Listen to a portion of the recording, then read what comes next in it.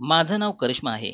गेल्या काही महिन्यांपासून माझ्या घरात खूपच विचित्र गोष्टी घडत होत्या आणि हेच रहस्य जाणून घेण्यासाठी आज मी माझ्या पतीचे कपडे घातले होते. कारण मला माझ्या पतीसारखं दिसायचं होतं.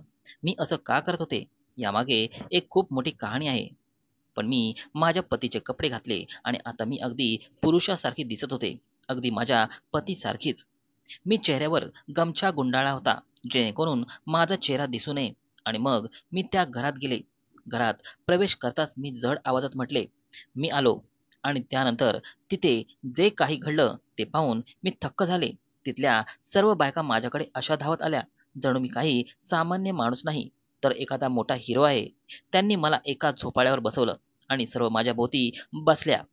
एक बाई माझे पाय दाबू लागली, दुसरी माझं डोके दाबू लागली आणि तिसरीने तर अशी कृती केली की ती पाहून माझ्या अंगावर काटा आला. तिने माझे कपडे काढले आणि माझ्यासोबत असं वागली. माझ्या पतीचं नाव वरुण होतं. तो खूपच रंगेल माणूस होता. पण तो अशा पुरुषांपैकी होता ज्यांना सुंदर मुली पाहायला खूप आवडायचं. पण त्यांना हात लावण्याची हिंमत कधीच नव्हती. तो फक्त दूरवरून मुलींकडे पाहायचा. कारण बाजारात त्याचं बायकांच्या कपड्यांचं दुकान होतं आणि त्याच्या दुकानात दिवसभर बायका यायच्या. त्याला ही सवय लागली होती. पण मला माहीत होतं की तो अशा वाईट गोष्टी करणारा माणूस नाही. आता आम्ही घर बदलत होतो. माझ्या पतीने सांगितलं की आसपास पाहू, जे घर सर्वात चांगलं असेल त्यांच्याशी जास्त मैत्री करू. मी म्हणाले, "हो, ठीक आहे." आम्ही याआधी भाड्याच्या घरात राहायचो. भाडेकरू माणसाचा कोणी आपला नसतो. पण जिथे स्वतःचं घर असतं तिथे शेजाऱ्यांशी चांगलं बोलणं झालं तर त्याचा फायदाच होतो. पण आजकाल सगळेच विश्वासाला पात्र नसतात. लोक खूप विचित्र असतात. माझ्या पतीने सांगितलं, "तू एकटी राहतेस आणि मी सुद्धा दिवसभर दुकानात असतो. त्यामुळे कोणाशी तरी मैत्री करावीच लागते." असो, आम्ही आता नव्या मोहल्ल्यात आलो. हा मोहल्ला खूप गजबजलेला होता. इथे खूप घरे होती. खूपच रौनक होती. मला सुद्धा आनंद झाला की माझं स्वतःचं घर झालं. माझा पती खूप मेहनत करायचा. तो दिवसभर दुकानात बसायचा. मला त्याच्याबद्दल काहीच तक्रार नव्हती. जेव्हा आम्ही इथे आलो तेव्हा शेजारच्या घरात एक पती पत्नी राहायचे. त्या बाईचं नाव दिव्या होतं. ती खूप चांगली होती. आम्ही घरात काम करत असताना ती माझ्यासाठी चहा घेऊन आली. ती म्हणाली, "तुम्ही आमचे शेजारी आहात. तुम्ही स्थलांतर करत आहात म्हणून मी तुमच्यासाठी चहा घेऊन आले." मी माझ्या पतीला सांगितलं, "पहा किती चांगली माणसं आहेत." पण त्याने सांगितलं, "नाही, तशी ती इतकी चांगली नाही. विचित्र बाई आहे. तिचं वजन पाहिलंस का? जणू पृथ्वीचे ओझेच आहे." मी म्हटले, "तिच्या वजनाचा तुम्हाला काय त्रास? तिने आपल्यासाठी चहा बनवून आणला आणि ती आपली शेजारी आहे." त्याने म्हणाला, "शेजारी तर समोरच्या घरातले सुद्धा आहेत. थांब, मी काहीतरी कारण काढतो आणि त्यांच्या घरी जाऊन पाहतो की तिथे कोण आहे." मी आश्चर्याने पाहत होते की माझ्या पतीला काय झाले. लोक मला म्हणायचे, "या माणसाशी लग्न करू नकोस." बायकांचं सामान विकणारं दुकान उघडले. याचा मेंदू सुद्धा एखाद्या बाईसारखाच आहे. त्यावेळी मला या गोष्टीचा राग यायचा. पण नंतर मला कळलं की खरंच तसं होतं. माझा पती माझ्या सगळ्या गोष्टीत बोलायचा. जर मी माझ्या आवडीची साडी घातली तर तो म्हणायचा, "नाही, ही चांगली दिसत नाही. यासोबत दुसरा ब्लाउज घाल. यासोबत दुसरी चप्पल घाल." त्याचं माझ्या गोष्टीत बोलणं मला अजिबात आवडायचं नाही. पुरुषाने अशा गोष्टी करणं मला मुळीच बरं वाटत नव्हतं. त्यातच आम्हाला अजून मुलं झालं नव्हतं आणि सगळे माझ्या पतीवरच शक करायचे. लोक म्हणायचे, "हा मुलं होण्याचा योग्य नाही. तू याचा इलाज का करत नाहीस?" थेट कोणी बोलायचं नाही, पण मागे पुढे बोलणं कानावर यायचं. त्यामुळे खूप वाईट वाटायचं. माझा पती फक्त बायकांचे कपडे विकायचा नाही, तर कधी-कधी स्वतः साडी घालून ग्राहकांना दाखवायचा. "पहा, भाभीजी किती सुंदर साडी आहे. काय माल आहे." तो अशा गोष्टी बोलायचा. ठीक आहे, त्याचं काम होतं. माल विकायला ग्राहकांना खुश करावं लागतं. पण जे लोक या कामाला समजत नाही, त्यांना हे सगळं विचित्र वाटायचं. माझ्या माहेरच्या माणसांना सुद्धा हे सगळं खूप विचित्र वाटायचं आणि त्याने तर समोरच्या घरातच मैत्री करायचं ठरवलं. तो म्हणाला, "तिथे एक आंटी आहे, ती खूप चांगली आहे. पाणी सुद्धा कधी विचारलं नाही आणि तू तिथे 2 ग्लास घालून आलास. जर ती इतकी चांगली असेल तर आपला थोडा विचार केला असता." तो म्हणाला, हो, तू बरोबर बोलतेस. रात्र झाली. आम्ही इतके थकलो होतो की मला नीट उभंही राहवत नव्हतं. मी म्हणाले, मी जेवण बनवू शकत नाही. काहीतरी ऑर्डर करा. पण स्थलांतरात आधीच इतके पैसे खर्च झाले होते की ऑर्डर करण्याची इच्छा नव्हती. थोड्या वेळाने पाहतो तर समोरची आंटी आमच्यासाठी जेवण घेऊन आली. तिच्यासोबत तिची एक मुलगी सुद्धा होती. त्यांनी इतकं जेवण आणलं होतं जणू लग्नाचं जेवण आहे. शाही पनीर, दाल मखनी, भात, रोट्या, पराठे आणि केतलीत गरम चहा. त्याचबरोबर नमकीन बिस्किटही आणली होती. त्या सगळं आमच्यासमोर ठेवलं आणि म्हणाल्या, तुम्ही थकलेले असाल, आरामात खा, चहा प्या. माझ्या पतीने माझ्याकडे आणि मला पाहिलं आणि म्हणाला, तुला माणसं ओळखता येत नाही. ती फक्त चहा घेऊन आली म्हणून तू तिलाच खूप चांगली समजलीस. पहा, असं वागावं लागतं. खानदानी लोक असं असतात. जर आपण हे जेवण बाहेरून मागवलं असतं तर किती पैसे लागले असते. हे जेवण उद्याही खाऊ शकतो. माझ्या पतीने जेवण काढायला सुरू केले. हे जेवण खूपच स्वादिष्ट होतं. म्हणतात ना, जुन्या अंट्यांच्या हातात खूप स्वाद असतो. तसं होतं. मी गप्प बसले. मी म्हणाले, हो, तू बरोबर बोलतोयस. पण मला ती आंटी इतकी चांगली वाटली नाही. पहिल्याच दिवशी इतकं सगळं करत होती. कोण जाणे आपल्याकडून काय अपेक्षा ठेवून आहे. दुसऱ्या दिवशी सकाळी ती नाश्ता घेऊन आली आणि भांडी घ्यायला सुद्धा स्वतः आली. आता हे काहीतरी जास्तच होतं. मी तिला म्हटले, तुम्ही इतकं करू नका. ती म्हणाली, तुम्ही आमचे शेजारी आहात. आज आम्ही तुमची मदत करतो, उद्या तुम्ही आमची मदत कराल. मला समजलं की ती सगळं कशासाठी करत आहे. मी मनात म्हणाले, ठीक आहे, आमच्याकडे गाडी आहे, त्यांच्याकडे गाडी नाही. त्यांना वाटलं असेल की कधी कुठे जायचं असेल तर आमची गाडी कामी येईल. पण हे सगळं तर नंतरचं. आता ती आंटी माझ्या आयुष्यात खूप मोठं वादळ घेऊन येणार होती. आमचं घर सेट झालं. ज्याला वेळ लागला नाही. आम्ही सगळं नीट लावलं. जुन्या गोष्टी तिथेच सोडल्या. मी खूप आनंदी होते. आता मी पूजा ठेवणार होते. त्याच्या तयारीला लागले. त्यातही त्या आंटी आणि त्या भाब्यांनी खूप साथ दिली. जेव्हा मी त्यांना पूजेला बोलवायला गेले तेव्हा मला कळलं की त्या घरात तर फक्त मुलीच मुली होत्या. त्या आंटीच्या 3 मुली होत्या. सर्व खूप सुंदर, सडपातळ, एकाच वयाच्या वाटायच्या. ती म्हणाली, यांच्यात 1-1 वर्षाचं अंतर आहे. आता त्या मोठ्या झाल्या म्हणून एकसारख्या वाटतात. मी म्हणाले, तुम्ही यांचं लग्न का नाही केलं? ती म्हणाली, रिश्ते शोधत आहे. त्या मुली खूप चांगल्या होत्या. माझा खूप आदर केला. मला चहा पाणी विचारलं. एक मुलगी माझ्याजवळ येऊन बसली. ती म्हणाली, माझं नाव रिया आहे. दीदी, तुम्ही थकले असाल.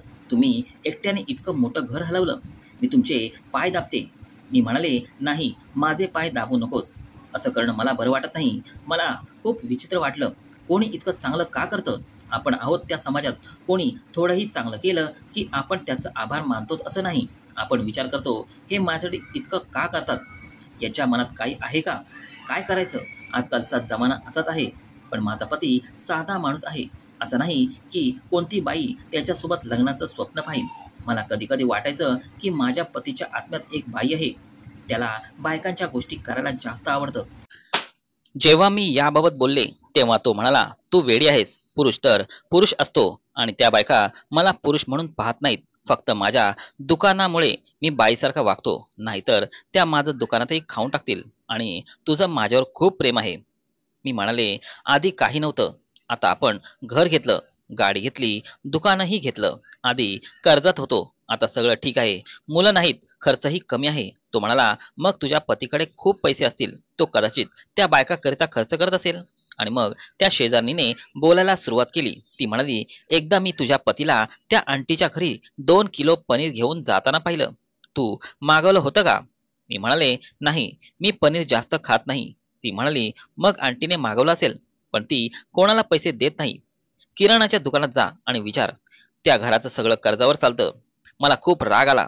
ती पुढे म्हणाली, तुझ्या पतीला तिथे का सोडतेस? पुरुषाची खोपडी उलटी असते. ज्या गोष्टीला नाही म्हणशील तीच तो करतो. त्याला विचार, तू तिथे का जातोस?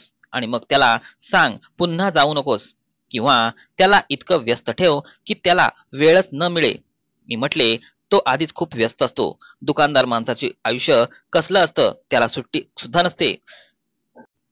ती म्हणाली, जर तो दुकान सोडून तिथे जात असेल तर याचा अर्थ गोष्ट आधीच पुढे गेली आहे. आता तू काय वाचवणार? मी म्हटले, अशा गोष्टी बोलू नकोस. ती म्हणाली, माझं ऐक, तुझ्या पतीला वाचव. रात्री मी माझ्या पतीशी बोलायचा प्रयत्न केला. मी म्हटले, तू वारंवार समोरच्या आंटीच्या घरी का जातोस आणि मला सांगतही नाहीस? विचारलं तर रागवतोस. तो म्हणाला, मी वारंवार जात नाही. त्यांना काम असतं म्हणून बोलवतात. मी म्हणाले, जर त्यांना इतकी कामं आहेत तर त्यांनी एखाद्या माणसाला कामावर का ठेवलं नाही? इथेही काही कामं बाकी आहेत, ती तू कधी केली नाहीस. यावर माझा पती रागावला आणि माझ्यावर अशा आवाजात बोलू लागला जसा तो याआधी कधी बोलला नव्हता. मी थक्क झाले की त्याच्या आत इतका राग कुठून आला. तो म्हणाला, सारं घर बदललं तरी तू म्हणतेस मी काम करत नाही. मी म्हणाले, रागावून नकोस. मला त्याचा राग यायला लागला. तो समोरच्या घरी वारंवार जायचा, त्यांच्यासाठी सामान आणायचा. त्याला फोन करून बोलवायच्या. कारण मी ठरवलं की आज जाऊन साफ सांगते की माझ्या पतीला बोलावू नका. मग जेव्हा मी तिथे गेले तेव्हा त्यांनी माझी इतकी सेवा केली की मी थक्क झाले. एका मुलीने पाहिले की माझ्या पायाला माती लागली आहे. ती माझे पाय मालिश करू लागली. दुसरीने माझ्यासाठी चहा बनवला. तिसरीने भजे बनवले आणि एक म्हणाली, दीदी मी तुमचं डोकं दाबते. तुम्ही खूप थकलेला दिसता. तुमचे केस खूप खराब होत आहेत. कोणी तुमच्या डोक्याला तेल लावलं नाही. मी तिथे इतकी लाडली झाले की जी गोष्ट सांगायला गेले होते ती सांगूच शकले नाही. मला संधीच मिळाली नाही. मी तिथून परतले, पण रात्री मी विचार करू लागले की जर त्या माझी इतकी सेवा करतात की मी बोलू शकले नाही, तर याचा अर्थ त्या माझ्या पतीसोबतही असंच करत असतील. म्हणून तो वारंवार तिथे जातो. रात्री मी ठरवलं की पतीची सेवा स्वतः करावी. मी म्हटले, मी तुमचे पाय दाबते. तो म्हणाला, तुला आज हे कसं सुचलं?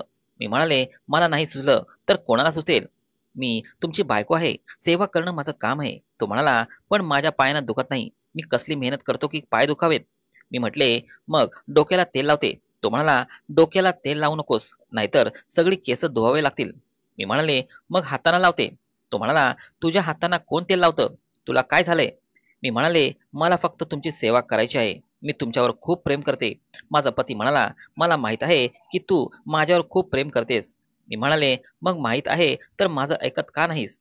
मग तो माझं ऐकता ऐकता झोपला. सकाळी मी ही गोष्ट माझ्या शेजारणीला सांगितली. तिने पुन्हा माझे कान भरले आणि म्हणाली, तुझ्या पतीला त्या घरात जाऊ देऊ नकोस. जा आणि त्या लोकांशी बोल, भांडण कर, त्यांच्याशी लढ. पण जेव्हा मी भांडायला जायचे तेव्हा त्या माझी इतकी सेवा करायच्या की मी गप्प बसायचे. पण माझा पती तिथे का जायचा आणि बहाणेही करायचा? आता मी ठरवलं की मला काहीतरी करावं लागेल. मला पाहायचं आहे की माझा पती तिथे काय करतो. कारण तो तिथे गेला की 2 तास तिथेच बसायचा. पण हे साध्या पद्धतीने होणार नव्हतं. मला एका योजनेची गरज होती. मी माझ्या पतीला सांगितले की मला काही पैशांची गरज आहे. मला काही सामान घ्यायचं आहे. तो म्हणाला, घराचं सामान तर आपण घेतलं आणि कपड्यांचं काय? ते माझ्या दुकानातून येतात. कोणतं सामान घ्यायचं आहे? मी म्हटले, कपड्यांशिवाय दुसरं काही नसतं का? मनात विचार करत होते की आज माझ्याकडून प्रश्न का विचारतोय. याआधी मी पैसे मागितले की लगेच पैसे द्यायचा. मी म्हणाले, मला काही पैसे हवेत, इतरही गोष्टी असतात. तो म्हणाला, आता माझ्याकडे पैसे नाहीत. मी थक्क झाले. याने मला प्रथमच नकार दिला. पण संध्याकाळी मी छतावरून पाहिलं की तो समोरच्या बाईच्या घरी खूप सामान घेऊन जात होता आणि शेजारणीने सांगितले की ती कोणाकडून सामान मागवते पण पैसे देत नाही. तुझ्या पतीनेही सामान मागवले असेल तर स्वतःचेच पैसे दिले असतील. मला खूप राग आला. माझ्यासाठी पैसे नाहीत आणि त्यांच्यासाठी पैसे आहेत. जेव्हा तो घरी आला तेव्हा मी त्याला विचारले, तू समोरच्या घरी कोणतं सामान घ्यायला गेलास? तो म्हणाला, काही नाही मागवलं. ती मला का मागवेल? मी त्यांचा नोकर आहे का? समोर बाजार आहे, तेथून घेतील. मी म्हटले, मग तिथे इतका वेळ काय करतोस? तो म्हणाला, मी काही करत नाही. मी बदलासाठी गेलो होतो. त्यांना काही सल्ला हवा होता, तो दिला. मनात विचार करत होते की तू काय खिचडी शिजवतोस मला कळतंय. माझ्या पतीचे कपडे घालण्याचं एक वेगळं स्टाईल होती. तो दुकानदार माणूस होता. तो सलवार सूटच घ्यायचा आणि गळ्यात गमछा टाकायचा. त्याने गरमीत घाम पुसायचा. कधी कधी त्याच गमछाने डोकं बांधायचा. मी ठरवलं की मला एक योजना बनवावी लागेल. एकदा माझ्या पतीने सांगितले की आज मी शहराबाहेर जातोय, माल खरेदी करायचा आहे. तो माल खरेदीसाठी नेहमी दूर जायचा. त्या दिवशी तो घरी नव्हता आणि मी काय केलं, त्याच्या कपड्यांमधून जसे कपडे काढले ज्यात मी त्याच्यासारखी दिसेन आणि डोक्याला टोपी घातली. गमछाने चेहरा झाकला. माझी योजना अशी होती की चेहरा लपून आणि माझ्या पतीसारखा दिसून मी समोरच्या बाईच्या घरी जाईन आणि मला कळेल की माझ्या पती तिथं काय करतो. आणि जर त्यांना नंतर कळलं तरी मला काहीच फरक पडणार नाही. मी सांगेन की मी मजा करत होते. मला असंच करायचं होतं. पण मला थोडं भीतीही वाटत होती. मी थोडी घाबरले होते. मी विचार केला की शेजारच्या काजलला सांगावं. ती माझी थोडी मदत करेल. कदाचित तिला सोबत घेते. पण जेव्हा विचारलं तेव्हा कळलं की ती घरी नाही. समोरच्या बाईच्या मुली तर होत्याच. त्या खूप विचित्र होता. त्यांनी त्यांच्या सौंदर्याच्या जाळ्यात सगळ्यांना अडकवून ठेवलं होतं. माझा पती कसला वेगळा होता. तो सुद्धा लवकरच फसवणाऱ्यांपैकी होता आणि त्या बाईला लाजही नव्हती. ती तिच्या मुलींना सांगायची, हवं तसं करा, कोणाला तुमच्या बोलण्यात अडकवा आणि त्यांच्याकडून पैसे घ्या, घराचं सामान मागवा. ती बाई तिच्या मुलींना इतकं वाईट शिकवत होती. अशा बाया संपूर्ण समाजाचा नाश करतात आणि त्यांना जरा सुद्धा लाज वाटली नाही की माझ्या पतीला आपल्या बोलण्यात अडकवलं. आज त्या बायांना माझ्या हातून सुटका नव्हती. जर मला कळलं की तिथे काही वाईट चाललंय तर मला कोणाचाही विचार करायचा नव्हता. माझ्या मनात जे येईल ते बोलायचं होतं. मी खूप रागात होते. एकटी जायला भीती वाटत होती, पण आता मला एकट्याने जावं लागणार होतं. काजल तर घरी नव्हती, म्हणून मी रात्री त्या घरात गेले आणि हुशारीने असं केलं की आधीच वीज खंडित केली, जेणेकरून त्यांचं माझ्यावर जास्त लक्ष जाणार नाही. मी घरात पाऊल ठेवताच आंटी म्हणाली, आलास का वरून बेटा? पहा, अचानक वीज काय गेली. ये इथे माझ्याजवळ बस. मी जाऊन बसले तेव्हा त्या सगळ्या मुली माझ्या भोवती बसल्या. एक मुलगी माझ्या पायांजवळ बसली, दुसरीने माझा हात पकडला आणि मग तिथे जे घडलं ते पाहून माझ्या डोळ्यात पाणी आलं. मला असं वाटलं की मी या जगातली सगळ्यात वाईट आणि चुकीची समजणारी बाई आहे. माझ्या डोक्यात खूप घाण आहे. त्या म्हणू लागल्या, भैया भैया तुमच्यासाठी चहा आणलाय. भैया तुम्ही आमचं ते काम केलं का? भैया तुम्ही कसे आहात? आज तुम्ही इतके कमजोर काय दिसता? ही वीज कशी बंद झाली? त्यांचं भैया भैया बोलणं थांबतच नव्हतं. मी बहाणा केला, 1 मिनिट वीज पाहून घेतो, आणि लगेच उठून घरी आलो. मी कशी विसरले की त्यांचा कोणी भाऊ नाही आणि त्या बाईचा कोणी मुलगा नाही, म्हणूनच त्यांनी माझ्या पतीला भाऊ आणि मुलगा मानलं असावं. नाहीतर त्या असं का म्हणाल्या? मी परत गेले नाही. त्या मला बोलवायला आल्या आणि म्हणाल्या, वरुण भैया आहे का? मी म्हणाले, नाही, तो घरी नाही. आधी होता पण गेला. त्या म्हणाल्या, माहित नाही दीदी काय झालं, वीज खराब झाली. मी म्हटले ठीक होईल. मग मी स्वतः जाऊन विजेचे बटन ठीक केले आणि मला खूप वाईट वाटत होतं. जेव्हा माझा पती घरी आला तेव्हा मी त्यांना सगळं सांगितलं. रडायला लागले. तो सुद्धा थक्क झाला. तो म्हणाला, नीतू मला माहित नव्हतं की तू इतका विचार करशील, पण त्यांनी मला भाऊ मानलाय, कारण त्यांचा कोणी भाऊ नाही. त्या सगळ्या खूप चांगल्या आहेत. मी फक्त त्यांची मदत करतो, त्यांच्या घरची कामं करतो, त्यांना सामान आणून देतो आणि माझ्या दुकानातून त्या खूप सामान घेतात. त्यांच्या मोठ्या मुलीचं लग्न होणार आहे म्हणून आंटी माझ्याशी सल्ला करतात. मला माहित नव्हतं की तू इतकी त्रासली आहेस. तुला त्रास होत असेल तर तू माझ्याशी बोलायचं होतंस. मी म्हटले, पण मी काजलशी बोलले होते आणि तिने तर मला त्या लोकांबद्दल खूप चुकीचं सांगितलं. नंतर एक गोष्ट कळली की मी सुद्धा थक्क झाले. त्या लोकांनी काजलच्या भावासाठी त्यांच्या मोठ्या मुलीचा रिश्ता मागितला होता, पण त्यांनी नकार दिला, कारण काजलचा भाऊ दारुडा होता आणि तेव्हापासून ती त्यांची शत्रू झाली होती आणि त्यांना संपूर्ण मोहल्ल्यात बदनाम करायची. हे ऐकून मी थक्क झाले. माझ्या पतीने खरं सांगितलं होतं की ती चांगली नाही. त्याने पहिल्याच दिवशी तिच्याबद्दल काही गोष्टी पाहिल्या होत्या. मी तर विचार करायचे की माझा पती तिला वाईट म्हणतोय, पण खरंच ती वाईट होती. कोणाच्या मुलींना अशा प्रकारे बदनाम करणारी बाई चांगली कशी असू शकेल? त्या मुली खूप चांगल्या होत्या, म्हणूनच जेव्हा मी तिथे जायचे तेव्हा त्या माझी इतकी सेवा करायच्या. जर त्या माझ्या पतीसोबत वाईट असत्या तर माझी इतकी सेवा का करता? त्यानंतर रक्षाबंधन आलं. त्या सगळ्यांनी माझ्या पतीला राखी बांधली आणि माझ्या पतीने त्यांना भेटवस्तू दिल्या. तेव्हापासून आम्ही एका कुटुंबासारखे राहू लागलो. हळूहळू त्यांच्या मुलींची लग्न होऊ लागली आणि लग्नाचं सगळं सामान माझ्या पतीच्या दुकानातूनच घेतलं गेलं. त्यामुळे आम्हाला फायदा होत होता आणि त्यांनाही आमचा फायदा होत होता. जेव्हा माझी मुलं झाली तेव्हा आंटीने माझी खूप काळजी घेतली. तिने माझ्या बच्च्याला सांभाळलं. मी इतकी आजारी होते की मला उठताच येत नव्हतं. जर आंटी त्या मुली नसत्या तर माझं काय झालं असतं? माझ्या माहेरच्या लोकांनी मला सोडलं, पण परक्यांनी माझी साथ दिली. त्यांनी माझं घर स्वच्छ केलं, माझ्या पतीसाठी जेवण बनवलं, माझ्या बाळाची आणि माझी काळजी घेतली. आंटीकडे खूप नुसके होते. तिने मला इतकं प्रेम दिलं की मी लवकर बरी झाले. जर माझी आई असती तर कदाचित तिनेही असंच माझी काळजी घेतली असती. काजलशी मी पुन्हा मैत्री केली नाही. फक्त दूरवरून हाय हॅलो करायचे. तिलाही कळलं होतं की मला ती काय विचार करते हे कळलं आहे आणि ती माझ्या मार्फत लोकांना त्रास द्यायची. बरं आहे की माझ्या पतीने मला सगळं सांगितलं. तुम्ही सांगा, तुमच्यासोबत असं कधी झालंय का की ज्याबद्दल तुम्ही जे विचार केला असेल तसं निघालं नाही? हो, हा समाज खूप वाईट आहे. इथे लोक खूप वाईट आहेत. पण कोणी सांगितलं की सगळाच समाज वाईट आहे? सगळे वाईट नसतात. काही लोक चांगलेही असतात. आणि जर तुम्ही कोणासोबत वाईट केलं नसेल तर तुमच्यासोबत वाईट होत नाही. देव तुम्हा सगळ्यांना नेहमी आनंदी ठेवो. ही कथा सांगण्याचा माझा हाच उद्देश होता की तुम्ही सुद्धा हे समजावं की कधी कधी डोळ्यांनी पाहिलेले सुद्धा चुकीचं असतं. काही लोक तुमच्यासाठी चांगले असतात आणि काही लोक खूप वाईट असतात. मित्रांनो, जर तुम्हाला हा व्हिडिओ आवडला असेल तर व्हिडिओला लाईक करा आणि चॅनेलला सबस्क्राईब करा.